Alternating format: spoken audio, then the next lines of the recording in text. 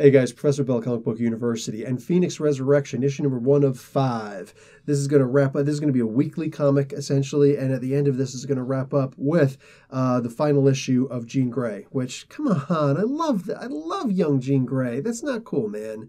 Anyway, so we get to see a bunch of really good stuff in here. This was a very fun issue. I expected it to be good, but starting off with the whole we were better off dead, but said backwards. And it's not like a Zatanna thing where each word is said backwards, but the sentence structure is still the same. No, the entire thing was said backwards. So I was sitting there looking like, I'm used to trying to read Zatanna's stuff, you know?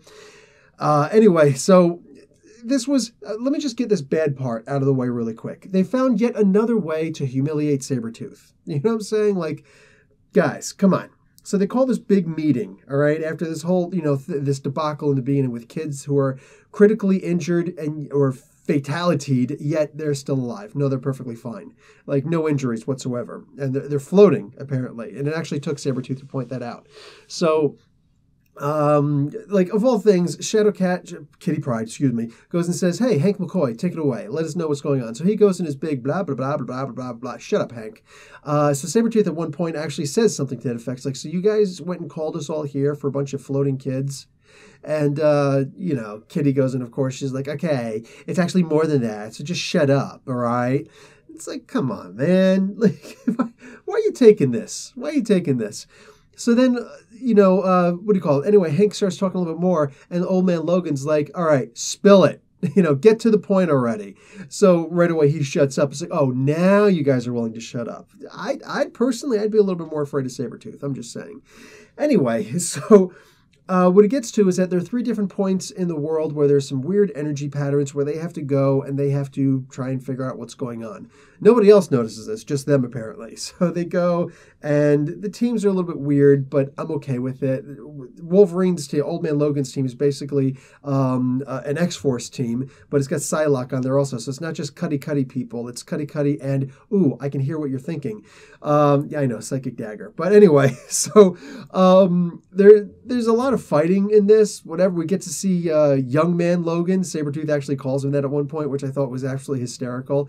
Hey, Old Man Logan, look, it's Young Man Logan. I loved that. So it's apparently not really him, though. We're not really sure entirely, because he does beat the snot out of everybody there.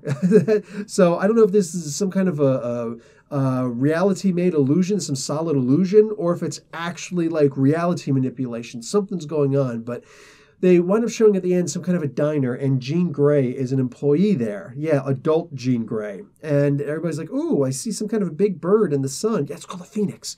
And she goes inside, and she's helping out this customer named Cassidy. Yeah, it's actually Banshee. So, yay, haven't seen him in a while. Anyway, so that's pretty much it, except that she goes home, and there's a knock on the door, and surprise, surprise, Scott Summers is there to take her out for dinner or something. He's got the ruby quartz lenses on, the shades. So this is really weird. I didn't understand much of this at all, but I don't think we were supposed to. But there was enough action in here that you didn't need it. So you didn't really need a whole lot of explanation, just the whole setup. So I really feel this was set up really well. I am going to give this my pick of the week. I'm really happy at the way that everything turned out in this comic. It made me feel as though I am interested in seeing what's going on. There's another book on the DC side. I'm not going to get into any names, but I'll be happy to do it in the comments, where I just felt like, there was a setup and no reward whatsoever. There was no action. There's no nothing. The questions that we are given are offset by the idea that there's a lot of violence in it. But it was good. There was just so many questions, but they're good questions. And I look forward to finding out the answers. It also helps that it's not a monthly comic. It's weekly. So yay, Marvel in this regard. Anyway, guys, Professor Bill, Comic Book University. Class dismissed.